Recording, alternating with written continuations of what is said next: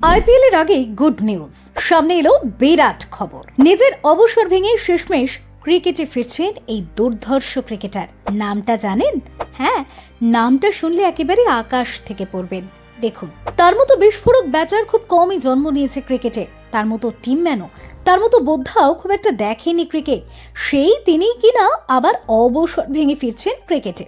IPL এর আগে এই খবর রীতিমতো চাঞ্চল্য ফেলে দিয়েছে। হবে নাই বা কেন, তিনি যে এবি ডি ভিলিয়ার্স দেশের হয়ে খেলা ছেড়েছিলেন আগে, 2021 সালে পুরোপুরি ক্রিকেট থেকে সরে যান পরিবারকে সময় দেওয়ার জন্য। এবিডিকে আবারও দেখা যাবে ক্রিকেটে। 4 বছর পর অবসর ভেঙে ফিরছেন সর্বকালের অন্যতম সেরা প্রোটিয়া ক্রিকেটার।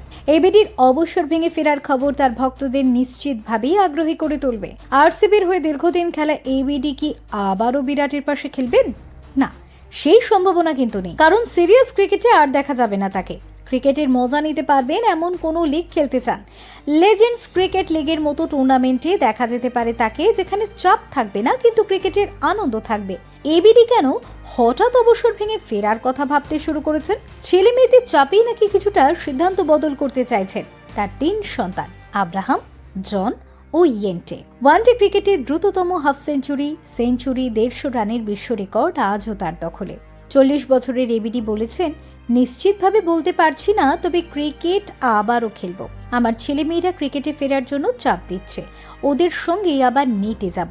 হয়তো কিছুটা আনন্দদায়ক ক্রিকেট খুব শীঘ্রই খেলবো, তবে একটা ব্যাপার পরিষ্কার করে দিতে চাই, আইপিএল এর মতো সিরিয়াস ক্রিকেট খেলবো না।